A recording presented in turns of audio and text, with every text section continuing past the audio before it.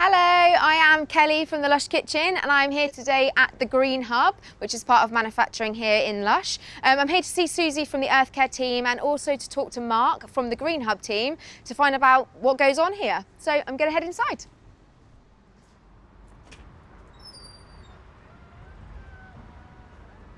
Welcome to the Green Hub. Amazing, thank you for having me. So Susie, you work for the Earth Care team. Yes. Can you just tell us a little bit about what that means and what you do? The Earth Care team is one of the support teams in Lush, and we look at everything to do with the environment. So that can be anything from reducing the amount of waste that we bring into the business. It can be to do with recycling, it can be to do with energy, water, absolutely anything at all. Wow, yeah. You have a big job spec. And so we are obviously in the Green Hub at the moment, Yes. So what is this department? So the Green Hub is one of the departments that is in Lush Manufacturing. It kind of falls under Earth Care, but they are a separate team. Okay. And at the Green Hub, we deal with all of our closed loop recycling and any other recycling that needs to be done in pool. Okay, So what actually does closed loop mean? So closed loop recycling is when you take an item and you recycle it back into the same item. Okay. So we've actually got a nice little display here that can show you how this works. Okay. So we closed loop recycle our black pots. So a customer will bring a black pot back to us in the shop, and that will come back here. We will then granulate it on site. So these little granules are all black pots. So I guess this goes into a machine, did you say? It does, yeah. So it goes into a machine called the granulator, and that will... Nice name. Yeah. And that will actually shred it up. It will rinse the pots as well. It's really important that they are nice and clean when we send them off. Okay. And those will then be sent off to be turned into something that are called nurdles. For anybody who watches things like Blue Planet or Plastic Ocean or anything like that, you've probably seen these before. So these are essentially the raw feedstock that are used by the plastic industry. So our black pots have been granulated up so that they can go through the machine that will turn them into nurdles. Okay. And once we've done that, we will send them off and they will become a new black pot. So Just like it that. really is closed loop. So once this black pot has been reused again, hopefully someone will bring that back to the shop and we can start the whole process again. So should we go and have a look at what's going on outside? Let's do it. I need some high vis, I think, don't Yes, I? you do. Amazing, thank you go. very much. So Susie, this wall looks pretty amazing and I can definitely recognise some of the items that we have here that the plants are growing in. So would you like to tell me a little bit more about where they've come from? Yeah, so we like to reuse anything that we can. These black planters have got a great story. These were planters themselves. They were bought for the soaps department to be used as soap moulds, and when soaps were finished with them, they came back here and we reused them as planters again. Oh wow, that's cool. That's pretty good. Yeah. And this one down here? So this is one of the blue barrels that some of our raw materials come in. We also use them to mix product and things like that, particularly in the dairy department, and it just makes a perfect planter for these peas. And you told me before that there are some sunflowers that the guys are growing in here to have a bit of a competition between the people that work here. Absolutely, yeah, who can grow the tallest sunflower?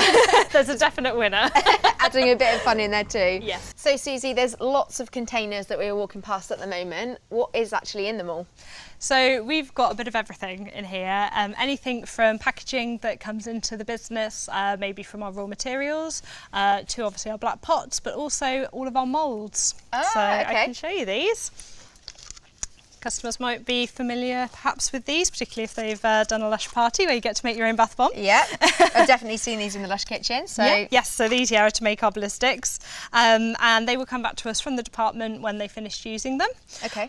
We don't just use these once, although these are a lovely example where they're really clean. Yeah. These are used several times, and when they start to get a bit brittle, that's the point when they'll be brought over to here. We do just make sure that the quality is good. So if they start getting a bit brittle, what we don't want are any little shards of plastic going into the product. Yeah. So that's when they'll come over here and they go through the same process as the black pots. So they'll be granulated into little pieces. Okay. And then we actually sell that back into the recycling industry. Okay. We can't at the moment close loop these, although that is something that I think is on the the agenda for this year. Oh wow, okay, that's good to know. And these are all PET moulds. So PET is a really common plastic. You will see PET in your soft drinks bottles, your water bottles, things like that. So it's very commonly recycled and really easy to do so. Cool, so should we have a look at what else we've got? I can see a sign here that says black pots, so I'm presuming there's black pots in this next container. It is, yep. So this is where we collect all the iconic black pots. There's lots of them. There's loads. Yeah. So last year we got around 500,000 pots back, which is amazing. We'd love to reach 1 million in a year. So please do bring your black pots back, and I'll just grab a few for you. Thank Here you. go.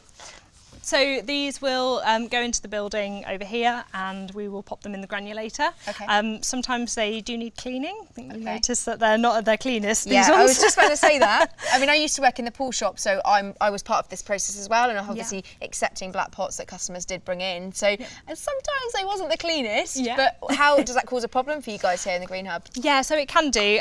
Each pot, when it goes through the granulator, needs to be as clean as possible, and this is to avoid any contamination in the plastic stream. Right. If there's any product that does get caught into the plastics, it can affect the recycling process further down the line. So we really need to be vigilant and make sure they're as clean as possible. This one is looking lovely. So please clean your pots. Make sure you're bringing them back really clean, guys. Yeah. So I guess if you do have to wash them, do you use rainwater? We do use rainwater, yeah. Would you like to see? Yes, I would. Yeah. Great. All Thank you. Let's put these back. So this is our rainwater harvesting system. Amazing. So is the rainwater just collected from this building? Or? Yeah, it's just collected from the roof. You might be able to see the downpipe there. Yeah. That feeds into these IBCs, which we've actually upcycled. Of course you have. Yeah, of course we have, yeah. No new stuff here. We've got 10 IBCs here, and so we can collect up to 10,000 litres of rainwater at a time. So any way that we can reduce our impact, we do. So for example, washing the black pots with rainwater, that means then that we don't have to use tap water. So we also collect other things like bottle tops. Amazing. Any bottle tops or just specifically milk ones? So here I've got some milk bottle tops, but we can take pretty much any bottle tops at all. The only ones we can't take are the really thick ones, so things like on instant coffee jars. Those are just a bit too thick for us to be able to take. Okay.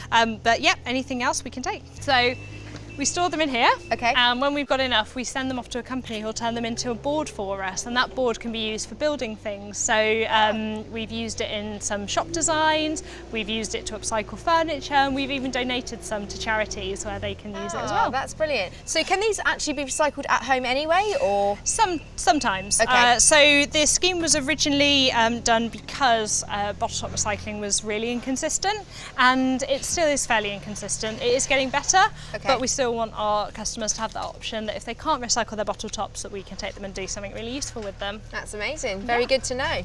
Another material we process is cardboard. So most of this cardboard here is actually incoming packaging. So this could be fruit, for example. You can see pineapples, strawberries, anything like that, tofu. And we do have people in both buying and earth care actually looking at our incoming packaging and working out where we can make improvements. So most stuff does come in recyclable packaging like cardboard, and then anything else that we can improve we do. So actually we don't get a huge amount. I was going to say there doesn't seem to be as amount there is the black pots that come in, so that's very good. It's obviously reducing the amount that we bring in, so that's fantastic. Yeah, it's great. It's good to see. So Susie, we've obviously seen lots of recycling that happens here at the Green Hub. Does anything go into the landfill? Yes, so we're not perfect, so there are things that go to landfill. We do sometimes get the question, why aren't we certified zero to landfill? And the reason is that we don't believe that burning our waste should ever count towards being kind of sustainable. So we currently recycle around 90% of what we get in, and there's around 10% that unfortunately does have to be landfilled. So what is included in that 10% that does go to landfill? Well, there are items that we have to use in production, things such as gloves. Aprons is actually a really interesting example where there was a comment from a customer on Instagram a few months ago. On our Instagram, LUSH Kitchen. Thank you for pointing that out to us, because we've now switched completely to cotton. So it was something that had been completely overlooked. Earthcare team came in and had a look at some cotton alternatives, and that's something now that doesn't go to landfill. Which is brilliant. Yeah. That's really good to know, because obviously you can't think about everything. And You can't, no. And there's also things like crisp packets from people's lunches. You know, we're not going to police what comes onto site, Yeah. but those things will eventually have to be landfilled as well. so that 10% that obviously comes from manufacturing, what are we talking about that does go into landfill? Like product wastage or? No, so No? generally product waste we send to an anaerobic digester. Okay. So yeah, the organic waste that we produce will go there. We might get food waste that can be composted, and then there's also it's the single-use plastics really. So things like pallet wrap. Like I was saying earlier, if raw ingredients come into us and they have shrink wrap on, those are the items that unfortunately we don't yet have as much control over as we'd like. Yeah, so there is recyclable bins, obviously landfill bins around all of our sites in manufacturing and in all of our offices. Absolutely, yeah. So that's really good to see. And I guess all the rubbish, does it end up here and get sorted? It does, yeah. So just behind us is where all the rubbish is sorted. As it comes in, we've got a couple of guys who will go through every single bag and check that any recyclables are taken out of the landfill and popped in recycling. There's loads of comments that normally say, when are we going to open a shop that has refillable stations so they can go in and get their favourite shower gel or their creams from a pump rather than having to buy a plastic pot each time? Like, Yeah. do we have any solutions for that? It's something that's being looked at, Okay. but I can't really say more than that. But Yeah. what I can say is that if customers do want to reduce the amount of packaging that they're bringing into their homes, look at some of the solid options we've got. So we've got solid options for shower gel, solid options for body cream, and those are beautiful products. You can bring your own containers in to take those away with you, so you don't need to use a bag or some stickers. Any Lush staff member would be happy to refill your Tupperware or anything with soaps and anything you want. Any solid products? Yeah. That's great. So let's talk about global. Any advice that you can give to customers watching about what they can do at home if they want to start Yeah. recycling more or reducing the amount of plastics or what they're wasting? Yeah, so absolute number one is to start reducing the amount of plastics that you bring into your home. There's about 9% of the plastics that have ever been created have actually been recycled, so that leaves Wow. well over 90% that are still either in our oceans or on land. So if you can reuse something, that's fantastic. My manager Giles actually has a really good motto where he says, well, you know, if you don't think that you can use the same water bottle all year, if you could refill it just once each time, you've halved your amount of plastic. That's true, yeah, that's great to know. So little steps are great, but yeah, if you can reuse, do reuse. Second, always make sure you recycle. That's brilliant. Yeah. So is there anything else that I need to see here at the Green Hub? I think I need to take you to meet Mark. Okay, let's go. Great, meet Mark. all right. So I'm here with Mark. Hello. Hello. You're part of the Green Hub team, is that correct? I certainly am, yeah. How many people work here then? We've got currently 18 Okay. members of staff that work here full time. It's quite a big department then to have 18 people here. It is, it's huge, but then we're a big company and we do have lots of stuff to recycle, so it's, yeah, needed. So what interested you in coming to the Green Hub team? I was always a green team member within departments. Was responsible for trying to get people to recycle properly then. So when we opened the Green Hub about 4.5 years ago, Yeah. it was where I wanted to be. Yeah. Amazing. So what actually, I mean, we've seen what goes on here in the Green Hub, but what is a day in the life of what you do? Well, it varies. You've got the general recycling side of things, which is dealing with the plastics, the moulds, the cardboards and everything else that comes from production and from retail. Yeah. We've also now over here got the product donations department. And we also now, quite new to the place, about 2-3 months old, is the upcycling of furniture. Right. So let's talk about the product donations. What happens there? The product donations were set up to deal with our excess stock from production. As a company, as Lush, as you know, we don't like to waste anything. So we set a department up to donate everything we possibly could to people in need. They go to grassroots charities. So, for example, if you're paying a director £150,000 a year, you don't need our stuff. Definitely don't need Definitely it. don't need it.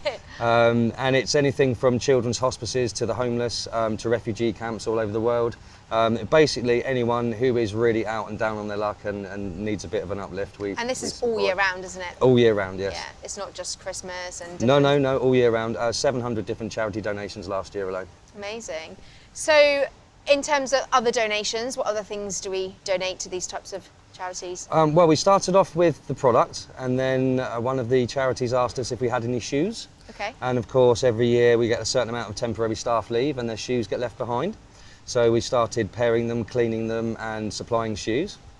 So one of the local charities we deal with actually supplies not only our wash products to the homeless, but also things to put the wash products in if we've got old tins or containers.